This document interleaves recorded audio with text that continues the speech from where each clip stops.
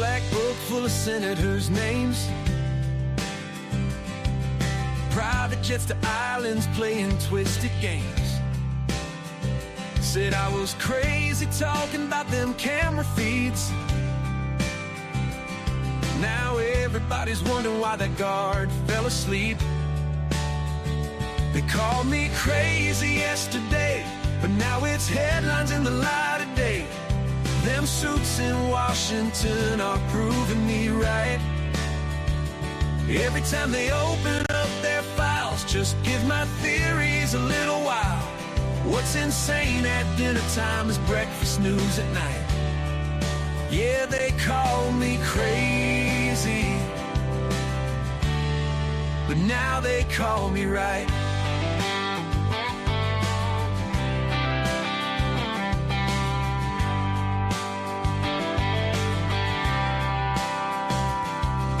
Billionaires in bunkers while they tell us all is fine.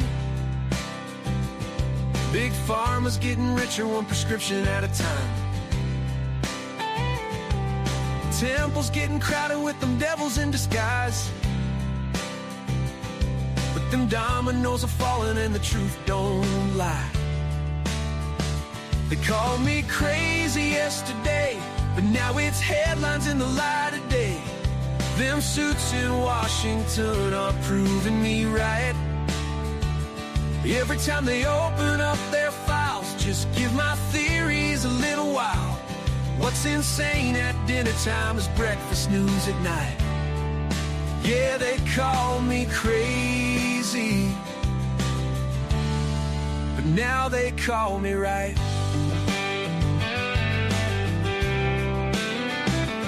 It ain't paranoia when the footage shows the truth.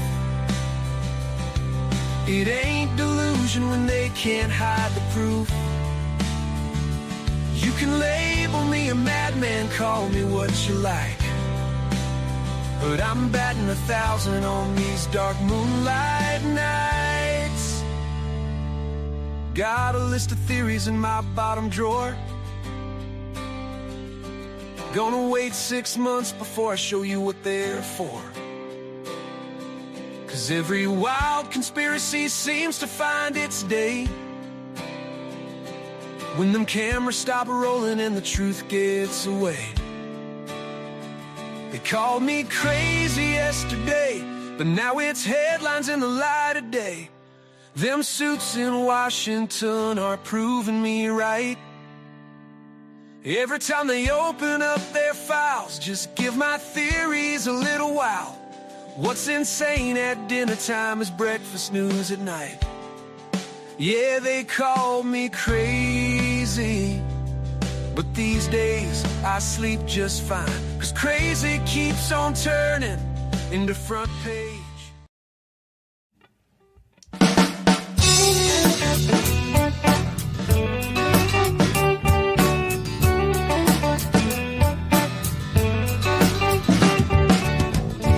People in power, whether red or blue, they could not care less about Texas, me and you.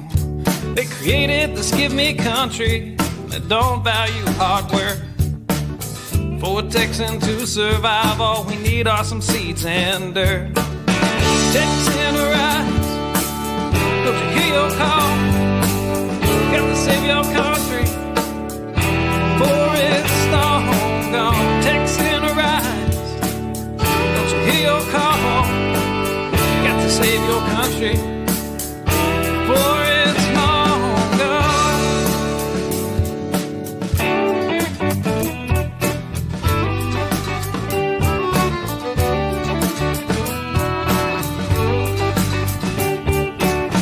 We believe in family and we value our community. Gladly lend a helping hand to a neighbor in need.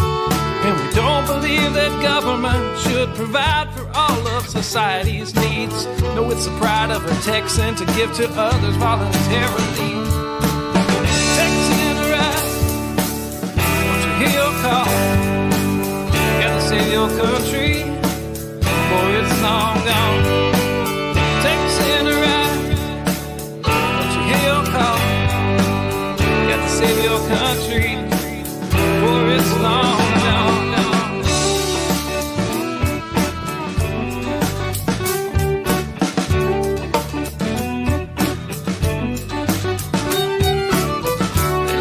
tax dollars, and they love our natural resources. They don't want to see us driving trucks, they'd rather see us riding horses. And now they want to ban our guns, you know, especially the ones that look scary. But may I remind you of the Gonzales Cannon and the Alamo heroes we buried. Texas in a rise, don't you hear your call? Got to save our country before it's long gone. Texas in a rise, don't you hear your call? Got to save our country before it's long gone.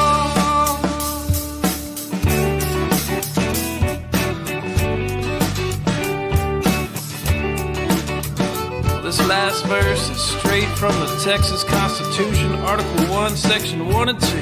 Look it up.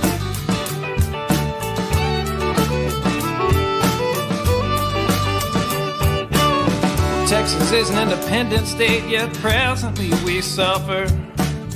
We no longer possess the right to locally self-govern. And now it's time as a people in which all political power is inherent.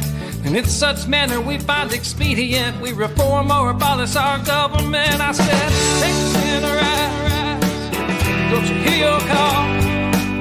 Got to save your country before it's long gone. Texas in a rise, don't you hear your call? Got to save your country before it's long gone.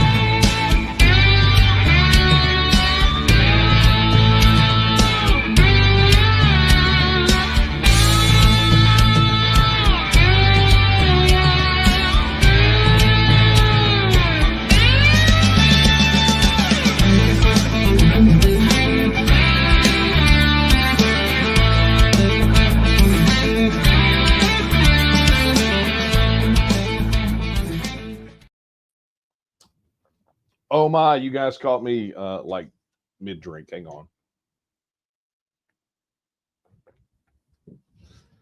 That's going to do the trick. All right. Hey, everyone. Welcome to Late Night Coffee Talk. I'm excited. We're back here. We're doing this thing weekly, and you guys have sent in a ton of questions. You guys are starting to gravitate, I think, toward email. So yeah, we're going to be here a while. Anyway, look, thank you guys so much for joining me tonight. Got my coffee ready to go. Look at, we haven't even started. I'm halfway through. I think sort of the translucent coffee cup may be this may be an ongoing feature. We'll treat it like an hourglass, or just to let everybody know I need a refill. Anyway, yeah, look, for those of you joining us for the first time, I'm Daniel Miller, president of the Texas Nationalist Movement, and this is Late Night Coffee Talk. This is the point every week, Wednesday at 8 p.m., where I take a break from what I'm working on and come in here, fire up the camera and the microphone, and take your questions, right? And we're going to be taking a lot of them tonight. In fact, if you would like to submit a question, you have a lot of different ways to do it. First off, if you're watching us on YouTube, be sure to like and subscribe to the channel. Hit that notification bell so you know when we go live every single solitary time. And while you're over there, drop your questions in the chat. If you're watching us on X, leave your question in the chat right there next to the video. If you comment on it, it doesn't work. I think it has to be in chats, the way that they work.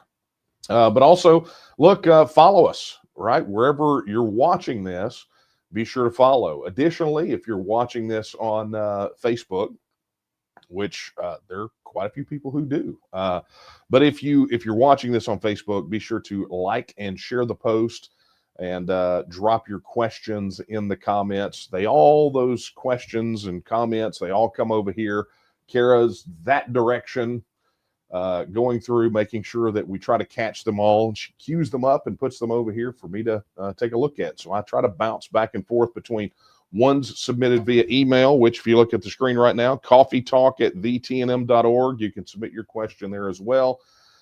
And try to flip back and forth, give equal weight to the email questions and the online live stream questions. But guys, anyway, look, we got one that's absolutely jam-packed tonight. I know last week I took a big chunk of time to unpack what happened with the speaker's race.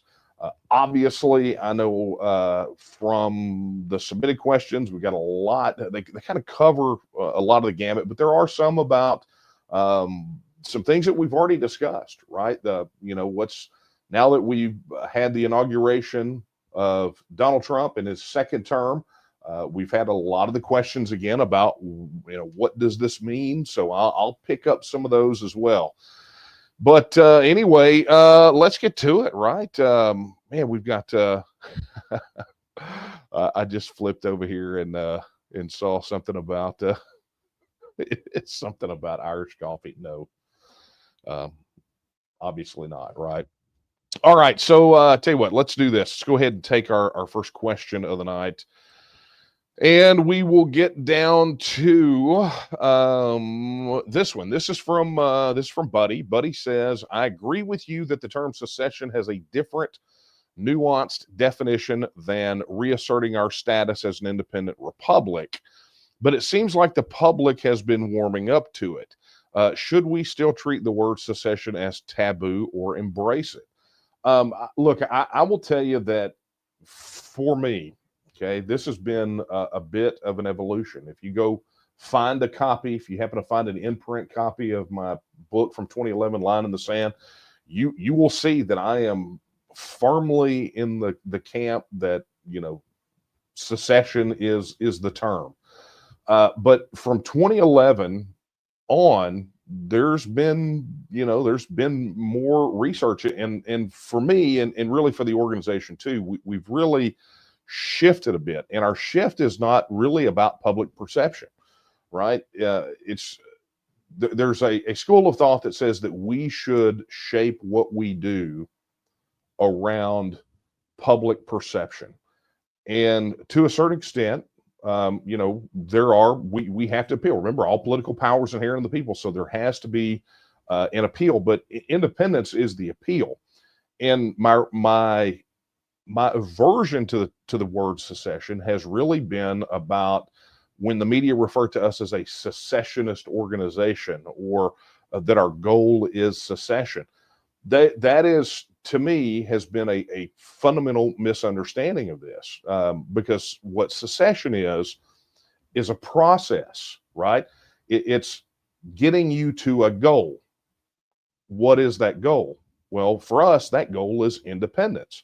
And so when you take a look at the term secession and you say, okay, well, is this process secession? Well, you have to understand there's been an evolution of that word over the many years. And the question is, in this day and age, as we have seen the development of the concept of a nation state, and we have really fundamentally re-examined what the state's relationship are with the federal government, is it correct to refer to the process that we are engaged in as secession? And I would posit to you that it is not.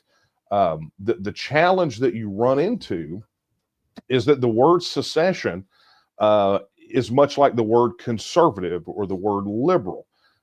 It's such a nebulous sort of word.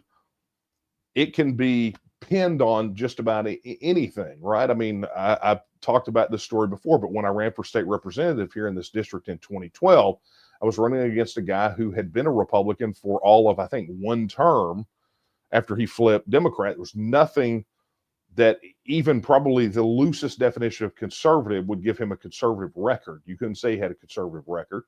But ultimately, that election cycle told me, as I saw him claim that mantle of conservative and say, I am your conservative, and say all those things, it really got me thinking about do these words even have agreed upon definitions? And this is really where I think the opposition has a bit of the upper hand, is that when they go out and want to squash a movement or an idea, what they do is they just change the terminology, right? They just change the meaning of words. And so you have over time, so back to the issue of secession, over time, you've had this idea of secession. It was referred to as secession for years and years and years.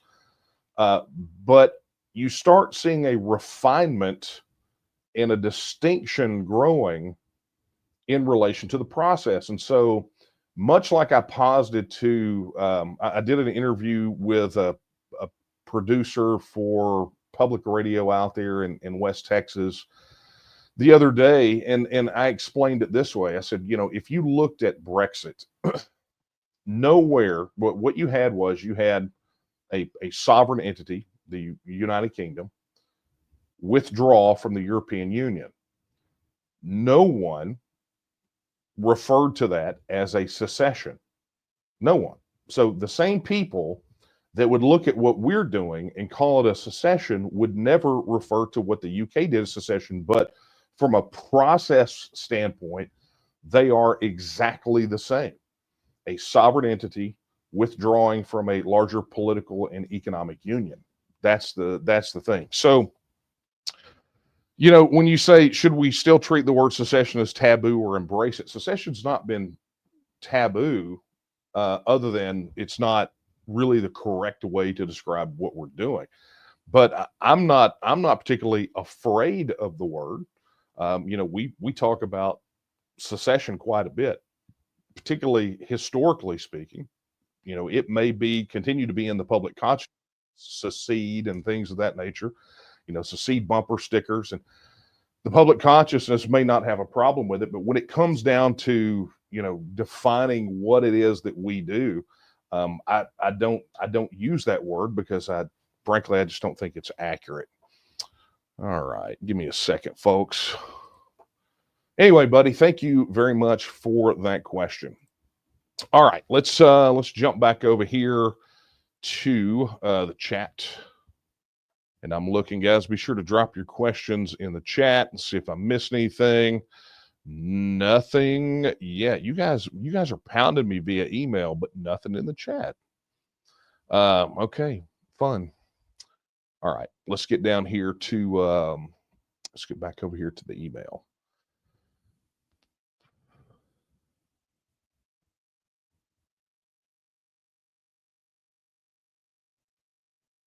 There it is. Okay.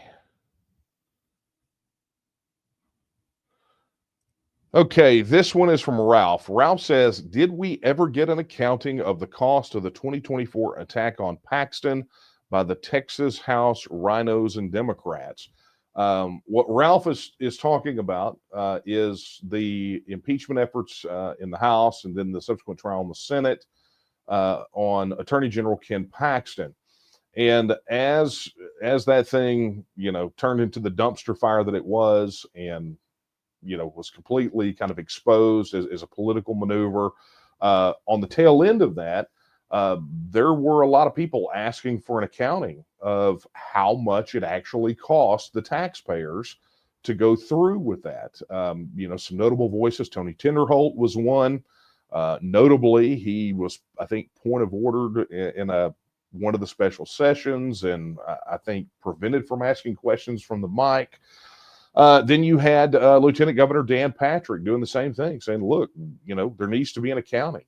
Tell us how much the taxpayers are on the hook for that impeachment effort. And to my knowledge, as of, unless there were developments this last week, I do not believe that there has been a full accounting of what was spent of the taxpayers' money on the impeachment proceedings. And that's a shame. It's a real shame.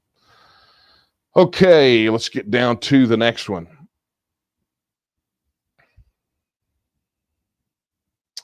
Okay, this one is from Cheryl. Cheryl says, hi, Daniel. You've studied history, government, and independence movements thoroughly. What do you think why do you think people put so much faith in the ability of a single man such as Donald Trump to make significant reforms in the face of a long-standing, overreaching, and bloated central self-government?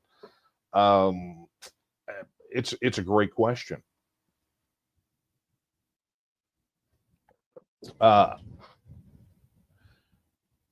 will tell you that I have thought about this an awful lot lately, and a lot of it has come really the first. What are we? The first. What is this? Wednesday. So Monday was the inauguration. Then we had these executive orders, and there was a time when people would look at these executive orders and say, what's happening here? I can remember people railing against Bill Clinton and George W. Bush and Barack Obama over the executive orders, just absolutely having meltdowns. And as you can tell, that's both sides of the political spectrum, right? Both parties railed against these executive orders, but it seems to continue on and on. And I think too, was watching Brian McClanahan's podcast today, and he reminded me of he talked about Alexander Hamilton, and I have made no secret about the fact I am not a fan of Alexander Hamilton. I think he was pretty terrible. And for those of you that are not aware, Hamilton was a real guy, just not a character in a crappy Broadway musical, right? They got so popular.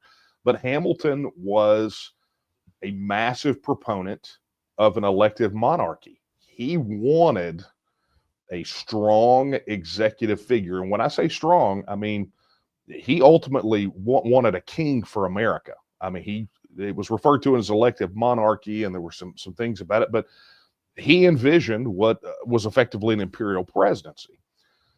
And so, there has always been this thread woven through, I think, almost built-in inherent weaknesses in the U.S. Constitution that would ultimately lead to an imperial presidency. And we have seen that centralization. And so, you saw it under the Biden administration, where the executive was weaponized to force woke ideology on people, to effectively implement an American version of Mao's Cultural Revolution here. You saw the centralization in the military-industrial complex during George W. Bush era. I mean, you saw craziness from Barack Obama, the guy who received the Nobel Peace Prize before he'd ever done anything. But yet, engaged in wars. I mean, it's just, you see these things happen. And so we have moved to an imperial presidency. And so, Cheryl, first off, let me say, before I get sort of the final answer of your question, I just want to remind everyone, we're getting some things that we have needed and wanted for quite some time here in Texas. At least the movement toward addressing the border and immigration crisis, which together have polled as the number one issue for Texas voters for about 20 years now.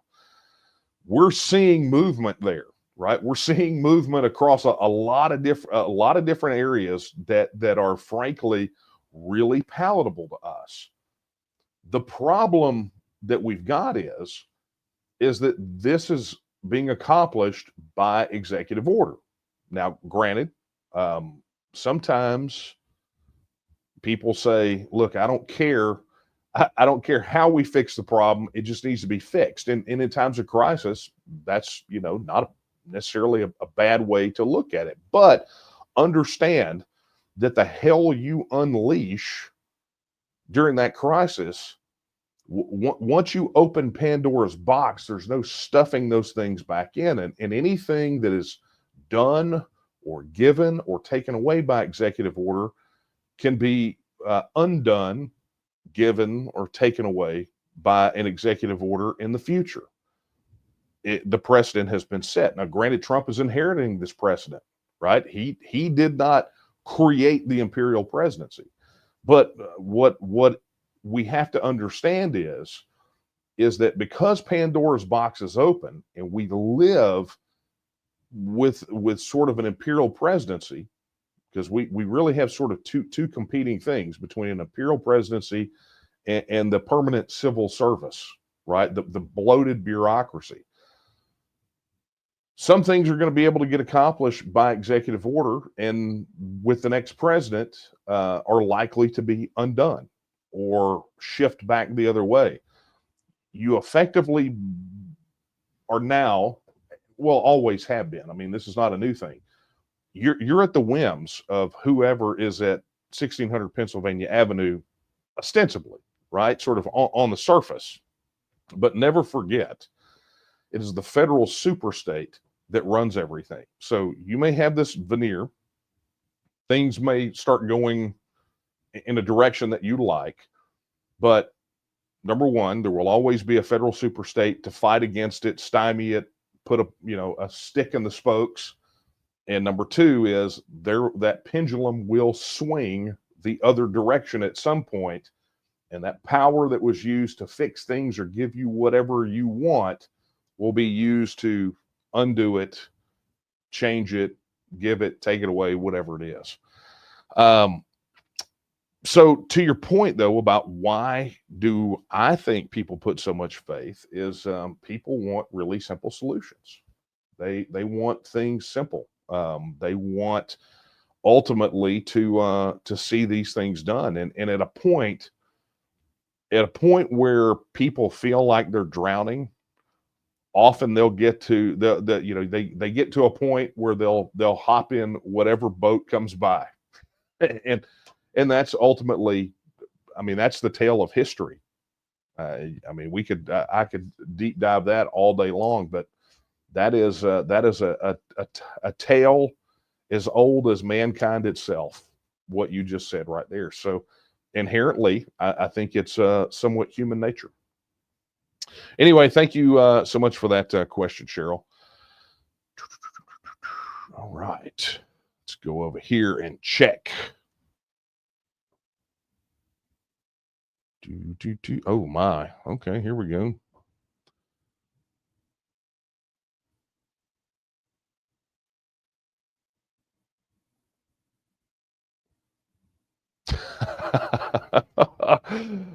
I see that Chris is still railing from last week. He is quite unhappy about what happened during the speaker's election. His question is, will the Texas House start to post on its calendar the unusual circumstances days where the gallery is closed?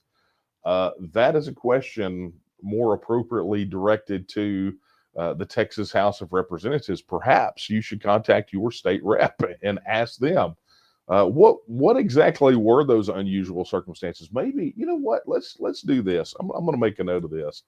I think we're going to reach out to the new speaker's office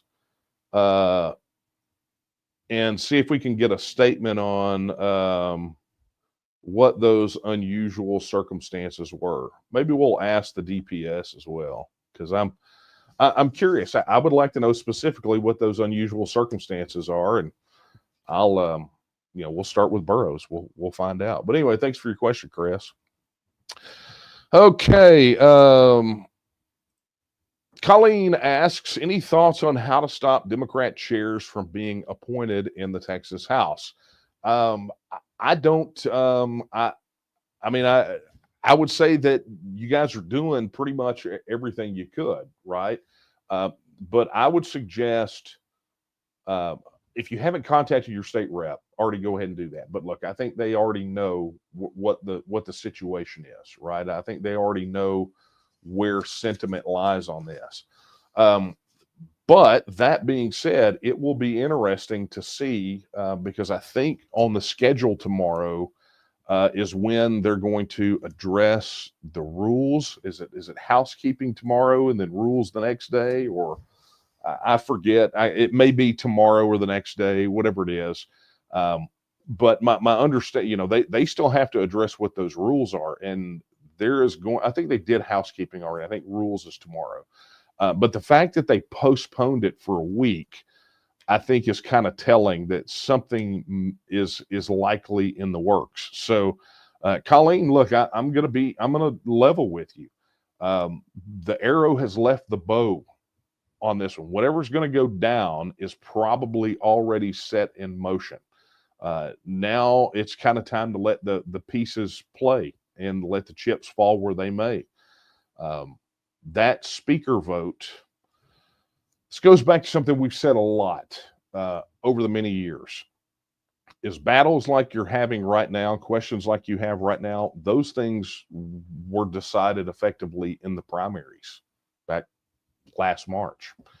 And that primary was largely determined by everything that came after the last legislative session.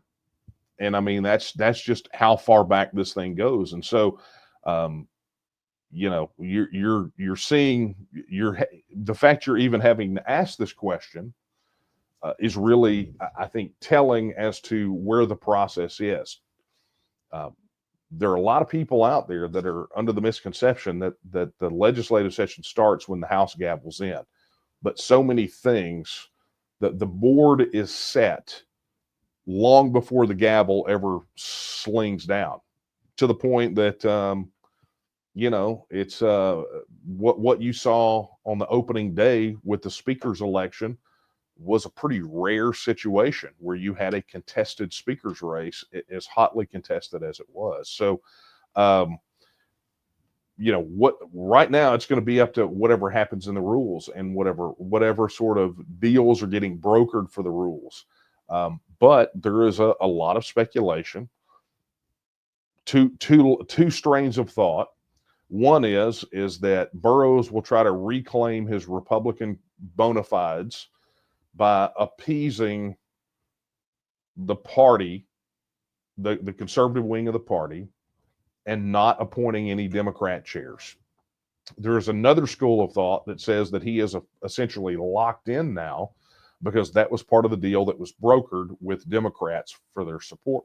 And if he betrays them, he'll be a one-term speaker, which, look, he may be anyway, right? I mean, that's just kind of how this thing's going to play out. We will see ultimately what happens, excuse me, with the Rule 44 censures and whether or not these guys wind up going through the process and not having ballot access in the next election. So it's going to be crazy to see how it plays out. Thank you for the question. All right, let's get over here.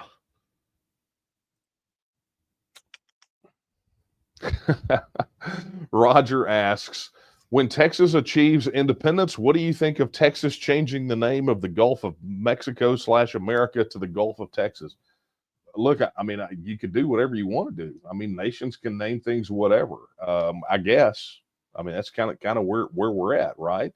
The executive order that Trump issued about changing the Gulf of America to the Gulf of Mexico is kind of interesting, really for two reasons. Number one is it's a directive that's going to direct government agencies, right? Because that's where the executive orders are good, is for that sort of federal executive level.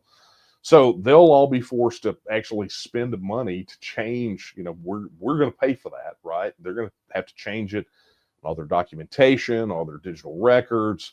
You know, it will henceforth be known as the Gulf of America to the federal government. But will the private sector follow, right? Will, you know, what's going to happen with that? So that's going to be interesting to see how that plays out. But the second thing that I think is kind of interesting, I don't know if you guys caught this, and obviously we didn't have a chance to talk about it on here because you didn't ask about it. But remember, toward the tail end of Biden's term, he issued an executive order that effectively shut down offshore exploration for oil and gas pretty much all over the Gulf of Mexico. And if you've studied anything about this, you'll know that because of laws that were passed by Congress, you know, and it's all over the climate change thing, right? But because of these laws that were passed by Congress and subsequent court rulings, it's extremely difficult to undo one of those executive orders under the authority that he claimed, et cetera. Right. So, I mean, it's pretty devastating. But what's interesting about it is if I remember correctly, it was specified in the executive order as the Gulf of Mexico. And I think there is a line of thought that exists out there that because Trump renamed it on a federal side from the Gulf of Mexico to the Gulf of America, that he effectively undid the ban that Biden placed. And so it will be interesting to see how that one plays out. And if that's the case, it's the biggest troll in the world, and it's hilarious. But what do you think of Texas changing that? I mean, look, you can call things whatever you want to. I mean, it's just that when you're a self-governing independent nation, you can do whatever you want to do in regard to how you name things officially. So, I guarantee you, just because Trump issued an EO calling it the Gulf of America, I don't think any other country that borders it is going to call it anything but the Gulf of Mexico. Okay. Let's see here. Okay. William wants to know, please let me know how to get transcripts of your videos. If you're looking for written transcripts, I tell you what, William, let me make a note of that. There's been some experimentation with the tech over here to be able to provide written transcripts for all those. Interestingly enough, if you're watching on YouTube, when these things finish up sometime after, they do provide a transcript. It's not always perfect. A lot of times not even close, but it does provide a written transcript. So, but we have been asked this before, and let me just get with our tech guys and find out where we are on that project. And I'll keep you updated. I think, thanks for the question. Okay. Let's see what we got here. Okay. Let's get back over here and see if we can get this squared away.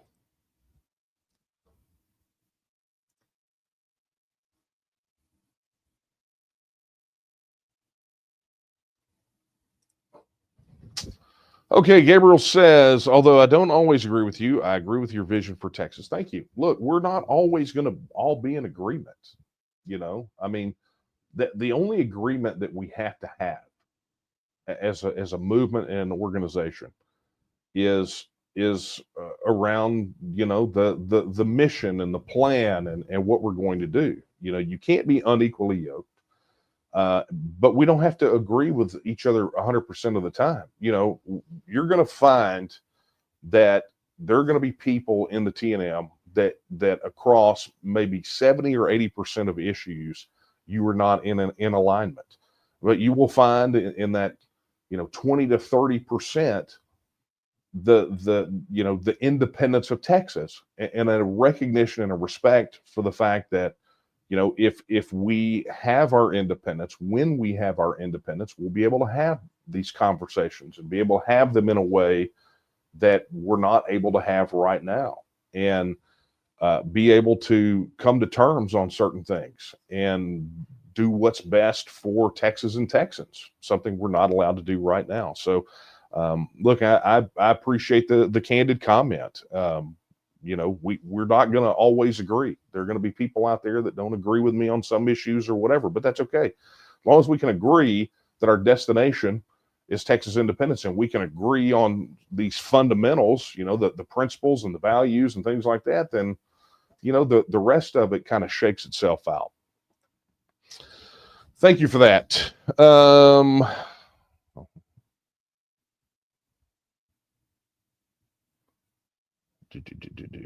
Okay, let's get to this question. Oh, I tell you what, let me do this because we're at that point where I'm supposed to remind you. So if you joined us late, if you have not submitted your question, you can do that. There's the email address at the bottom. Whoop, almost missed it. coffeetalk@tnm.org. You can drop it in chat on YouTube, chat on X, or drop it in the comments of the video on Facebook. Get your questions in because we're in the downhill slide. And before I get to these next ones, hey, I want to share some great news with you guys. This last weekend, was it this last weekend? Yeah, it was this last weekend. You know, if you've been watching Coffee Talk or been reading the news on news.tnm.me, then you've heard me talk about this massive reorganization effort that we've done in the local communities, how we're launching county level groups. I'm not going to go into all the details of it. But you can go to news.tnm.me or you can go to local.tnm.me, find out more about it. But we're organizing county by county. I've given updates. I heard last night that we're organizing now in 60 counties, right? So that organizational effort is happening right now. But this last weekend, the very first county. Now this has been a year long, almost over a year long process of reorganizing. So this has been a pretty massive effort, and it's been coupled with a tremendous amount of training for people who want to enter into leadership. I mean, we've built out a whole infrastructure for this project. I mean, it's a big deal. It's probably the strongest effort we have ever created in local organizing. Okay. So that being said, over this last weekend, our very first county crossed over that threshold and is launching as we speak. As a matter of fact, I'd like to take this opportunity to congratulate the folks over in Angelina County, the TNM supporters and members, for coming together and organizing their county, right? For those of you who don't know, Angelina County is Lufkin, so deep in the piney woods of East Texas. And that crew of people right there are the brand new leadership in Angelina County. Mike Jackson as county coordinator, Angel Day as deputy county coordinator, Mike Duncan as outreach coordinator, Deanna, there she is. We got Tracy, Tim, and Tom. I know it says Thomas, but Tom, I'm not going to be that formal with you. But anyway, go check that out. Go to local.tnm.me. Go find your county. But if you're in chat right now, give a big congratulations to these guys. They endured a lot of training under the new regime. And they have just they stepped up and they got it done. But that's what honestly, that's the bar that they have set organization wide anyway. So we've got a lot of counties that are in the process of organizing, and you could be a part of it. We'd like for you to be a part of it. Matter of fact, let me do this because this way you guys can see where we're at. Yeah. So there we go. So all those counties that are all color coded, they're in some blue means that we are actively seeking people that want to organize that county. Pre-launch means that we're taking applications. These in yellow means that we're taking applications for leadership. And Angelina County's they're launching, and we expect to see probably 9 or 10 more of these very shortly going into launching status. So very excited, and congratulations to the guys over there in Angelina County. All right, let's get down to some more questions. Let me see where I want to go to next. You know, I love sending out mass emails when we promote this thing, because some people, manners.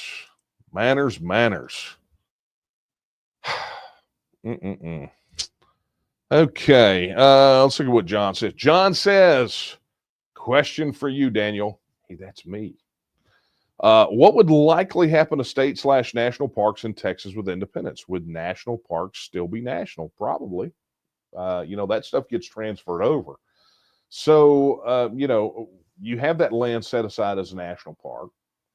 as part of the separation agreement, it would likely be pressed upon by the federals to for us to maintain their status as a national park. There's no reason to think that Texas would not do that. And of course, state parks become national parks, that nation being the nation of Texas. So, yeah, I mean, and then, at the moment, just like every other sort of federal installation, all of those federal things become ours. And then we do with them as we please, unless we are bound by some treaty or an agreement. It's a good question. I like that one.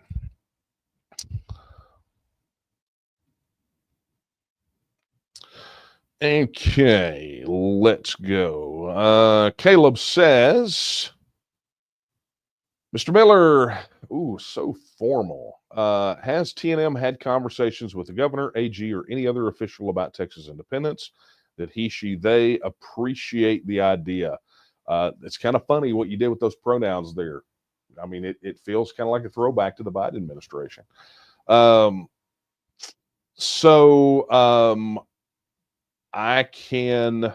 me see how I can answer this, because, our longstanding policy is we don't talk about discussions that we have with electeds unless they are clearly okay with us talking about it, right? Conversations have been had. I cannot tell you with whom. And I will say that those that the conversations have been had with have some supportive, some questioning, some inquiring, some hostile, very angry, but more to the side of inquisitive and supportive than negative. That's all I can say. But that's a good question. And I would suggest that this is what I would suggest to everyone that has the same kind of questions, Caleb. While we're bound to not kind of carry tales,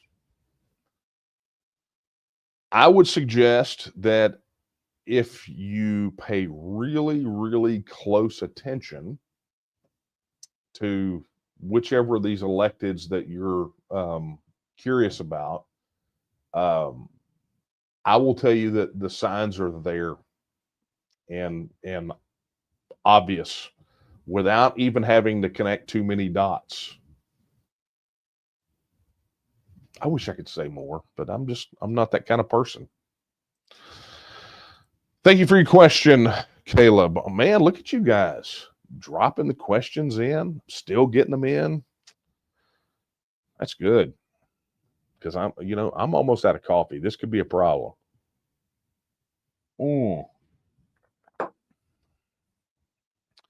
Crunch Bite says, is there a representative, the RNM? I'm pretty sure you meant TNM. Has in mind for this year's TEXIT bill, not looking for a name, just that there's someone. Yes. And much like everything else, if you would like a pretty good idea of who that person might be, go look at the Texas First Pledge signers that are in the Texas legislature.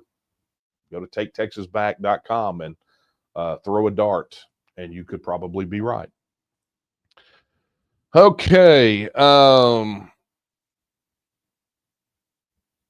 Yeah, this is a good one. Big E Queso. You guys and your usernames. I just laugh. Yeah, I always wonder, oddly enough, I'm always kind of curious about where people get their usernames from that they pick. It's always been a curiosity for me. Anyway, Biggie says, given the current administration and support for state independence, Do you think Texas may have a chance to push further for independence, or will we be held back due to global/border politics? I would posit to you, I would just put it to you this way. I believe that now is a phenomenal time to make strides toward independence, to push as far as we possibly can, because the ground is ripe. And when I say independence, I'm not necessarily talking about the TEXIT referendum. Okay. Again, I've said this a lot, so forgive me for being repetitive on this. But remember, the mission of the TNM is not TEXIT. The mission of the TNM is the political, cultural, and economic independence of Texas. TEXIT is the process that gets us from the status quo to full independence. And a part of that TEXIT process is the referendum. Okay. That being said, there are many things that can and should be done before that referendum is held. And I'm not going to say that they should be, because we can compress time frames. A lot of the things people envision we must do before the referendum are things that we can do after the referendum. So understand that we have a continuum here that we can work through, as long as it's pushing us forward, right? Moving us toward decoupling from the federal system.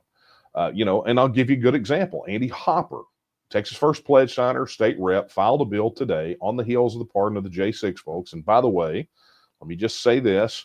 I want to welcome home Mark and Jaleese Middleton, who received a pardon and were sent home. Mark was literally at the federal prison 2 miles from my house.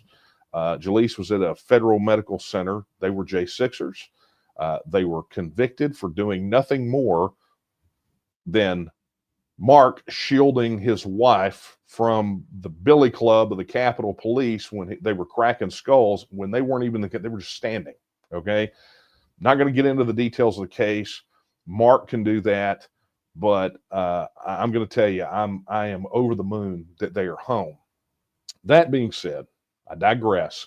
So welcome home, Mark and Jaleese. We love you guys, and we're very happy that you're home. But back to so on the heels of the J6 release, Hopper filed a bill that would essentially say state and local law enforcement cannot or will not cooperate with federal law enforcement for arrests and warrants and things like that, unless it's authorized by the Attorney General. And that's just kind of the broad strokes of the bill.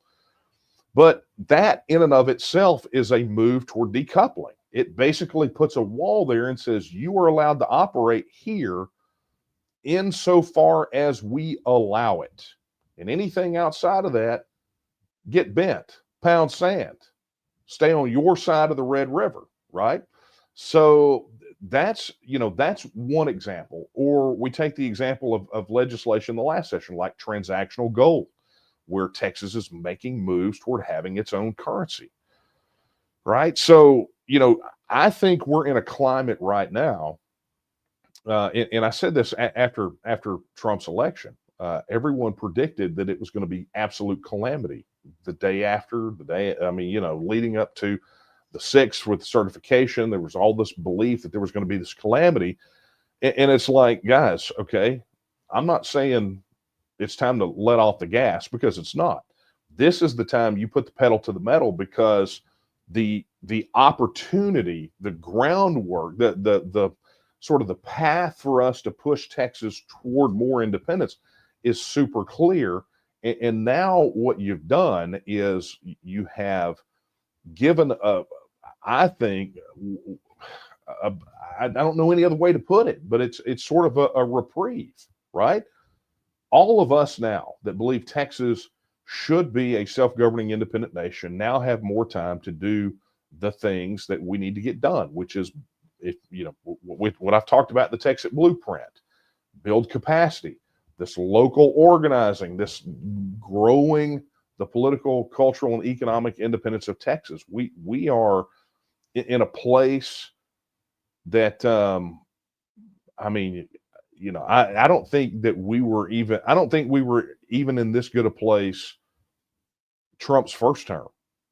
right? We're in a really good position. But this all depends on the mindset of each and every one of you out there, right? I can only push 24 hours in a day as much as I can, but collectively together as an organized movement, we can push this ball pretty doggone far down the road toward independence. And you know, that's ultimately what we have to use this time to do. We're not going to be held back due to global and border politics. I honestly, I think the border and immigration situation being cleaned up is going to be, you know, or at least being addressed is going to really help us. And for a lot of different reasons. But you have to think about, do we want that sort of chaos with the border and immigration when we become an independent nation, or would we like to be, you know, I think thoughtful? Would we like to make the positive case for independence or make the negative case for independence? Granted, maybe this will take a big objection that people have to our continued existence within the federal system. You know, maybe that'll take it off the table for some people, but I don't think ultimately it will. We have yet to see how effective this is going to be, but you know, time will tell. But whatever happens there doesn't change the fact that Texas could and should be a self-governing independent nation, and we have to do all the things that are necessary to propel us toward that ultimate goal of independence. So thank you for that question.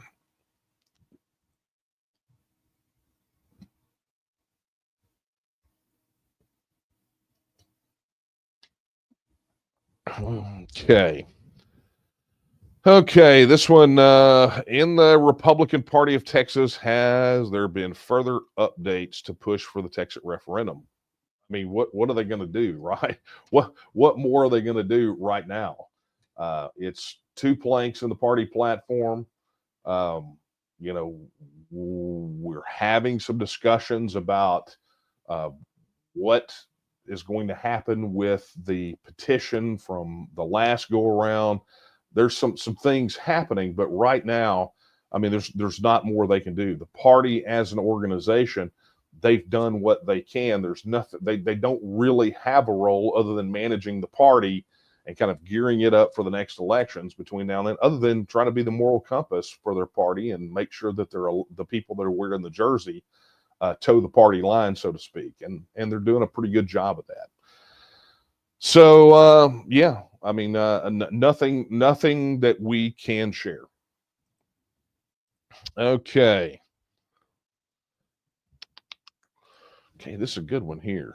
And I'll go back and check email here in a minute. Bonanza 1395 says, how is exchanging stocks going to work once Texas reasserts its independent governance? Genuine question. I believe it's a genuine question. It's one that we don't get, but if you think about it right now, I mean, it would be no different than trading on a foreign exchange, right? I mean, that's essentially it. You know, Texas will get its own stock exchange, but you have to remember, not every company is listed on every exchange. And so for some companies, if you want to buy or trade stocks for that particular company, you're going to have to go to whatever stock exchange they're listed on. So, you know, it's going to be essentially the same thing. I mean, treat it like you were going to trade between, say, you know, New York Stock Exchange or NASDAQ or, you know, FTSE or, I mean, any of those, right? I mean, you start looking at it from that standpoint. You're going to trade on the New York Stock Exchange or NASDAQ the same way you would with FTSE or the Nikkei or whatever. Okay. So that's a really good question, but it's how it works. Anyway, thank you so much for that question. Man, I'm running short on time here all of a sudden. I have flat plowed through these questions, right? I mean, I'm on it tonight. All right, let's take another gander here. Make sure we haven't missed anyone. Oh, I think we are good to go. Oh, I already took care of this one, but I'm going to ask anyway. John Bolgiano says, is production underway on an animated GIF of a TEXIT now sign rising before a portrait of the newly selected Speaker of the Texas House, Dustin Burrows? I would just encourage any of you that are on social media platforms that have animated GIFs to go into the GIF search and type Burroughs and TEXIT and see for yourself. But yeah, it's there. Oh, that's a good one. All right. Let me see here. Let's go back over here to the chat. Okay. Nixon Gaming. That is a picture of Richard Nixon wearing a headset. That's hilarious. How will you ensure cartels will turn Texas into the next Mexico? Look, I'm going to assume that you mean how will we ensure that the cartels will not turn Texas into the next Mexico? If you were to ask me this last week, I would say that Texas will treat the cartels like foreign terrorist organizations and treat the cartels as such. In independent Texas, that's what we would do.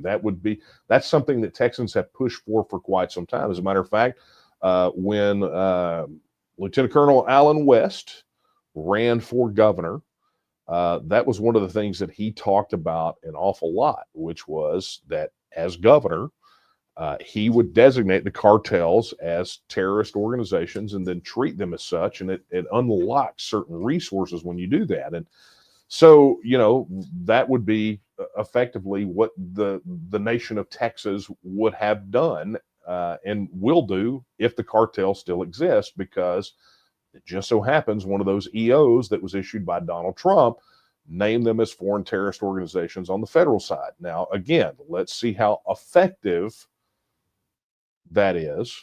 But ultimately, it's the same thing. You have to treat these transnational gangs like terrorist organizations, because effectively they are, right? If you want to kind of loosen the definition of terrorism, but really it is kind of the thing.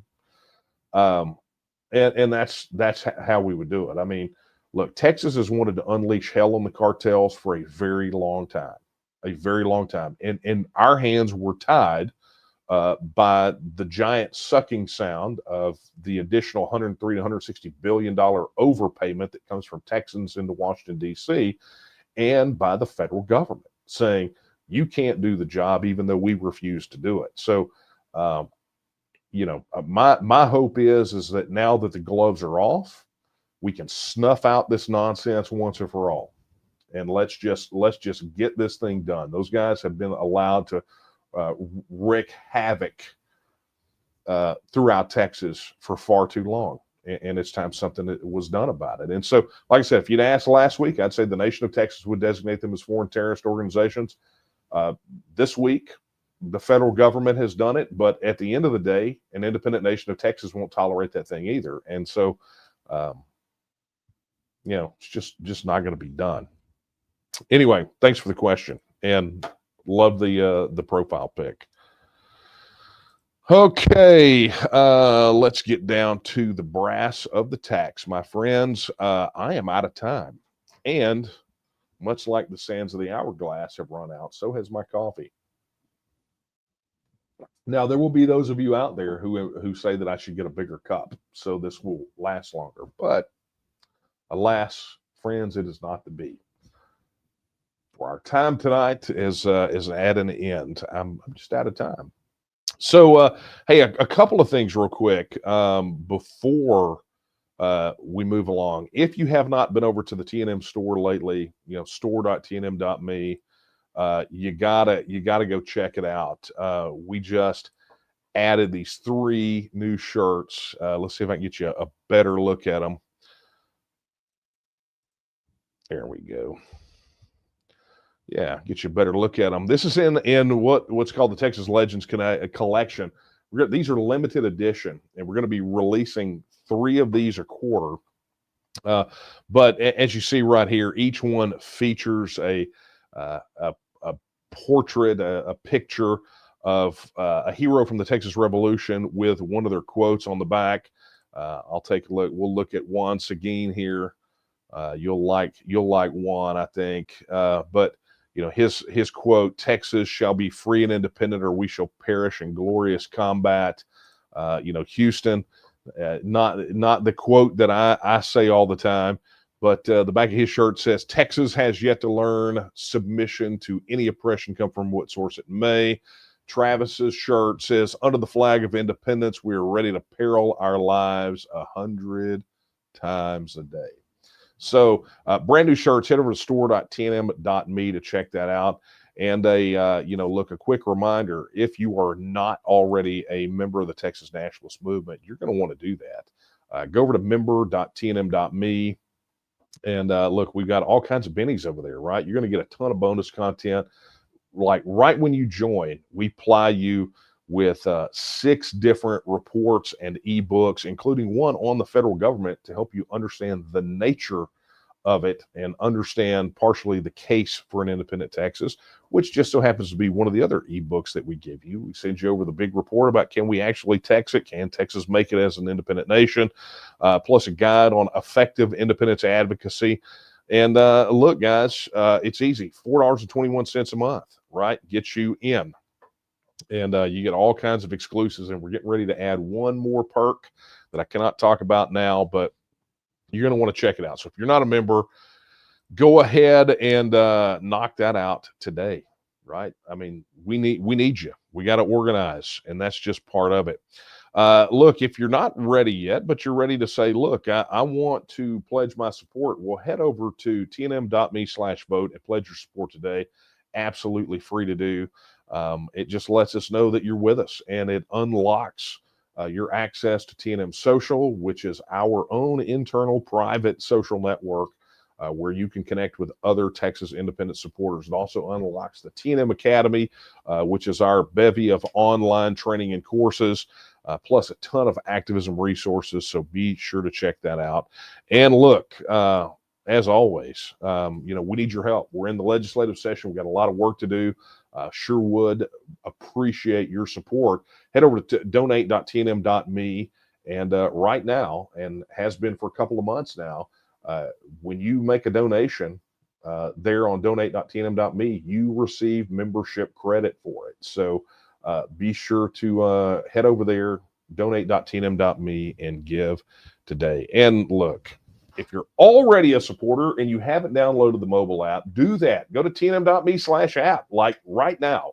Like, I know you're watching, but I don't care. We're at the tail end. And if you haven't downloaded the app, shut me up, close my window, go to tnm.me/app and download the app for your iPhone or Android today, because it allows us to bypass the algorithms, right? We can have conversations directly with you without being filtered by Google and being filtered by Microsoft or Facebook and Meta and X and all these other guys. We cut out the censors by establishing direct communication with one another. And look, that tnm.me/app, the TNM mobile app, that's where you're going to get access to TNM Social. If you've ever said, man, I wish I knew other people that thought like I did, right, about Texas independence, then this is the doorway to open up a whole new world for you, where you can connect with people who love Texas as much as you do.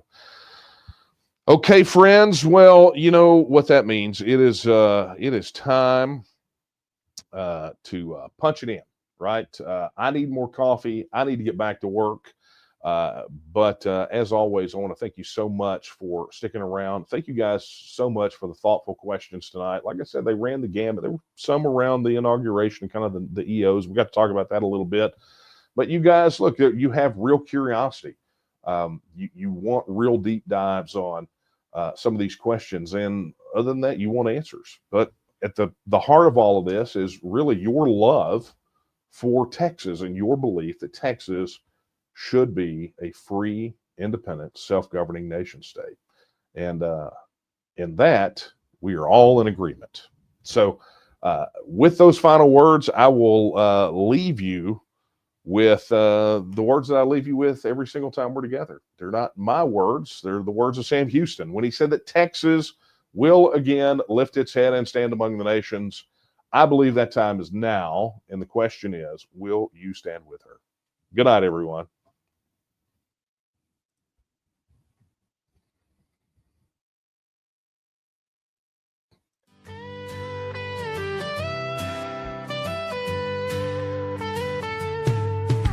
standing at the border of what we used to know. 5 points in the darkness make a different kind of show. They say we're better together, but what do they know when the stars align differently down here below? And maybe we'll rise when we cut all the ties. There's a flag that we fly under our own sky. Remember all the stories that your granddad told about a republic that wouldn't be controlled. Now the suits in the city say we've all been sold, but there's a fire burning that just won't get old. And maybe we'll rise when we cut all the ties. There's a flag that we fly under our own sky.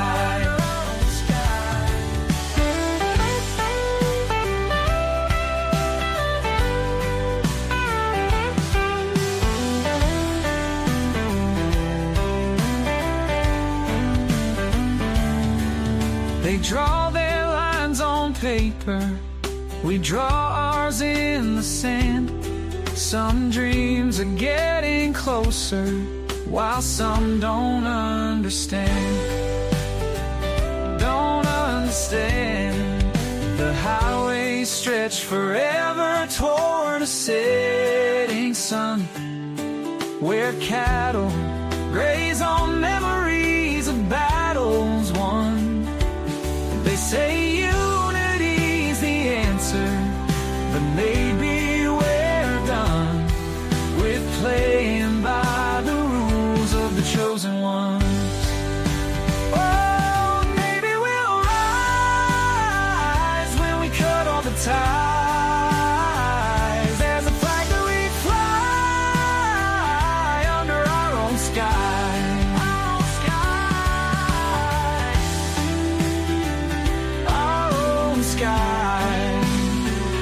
Our own sky.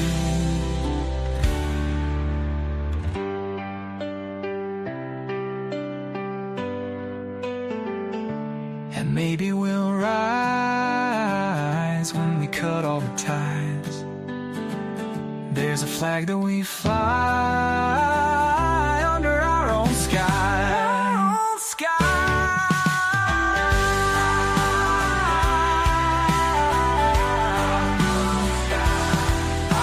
Sky.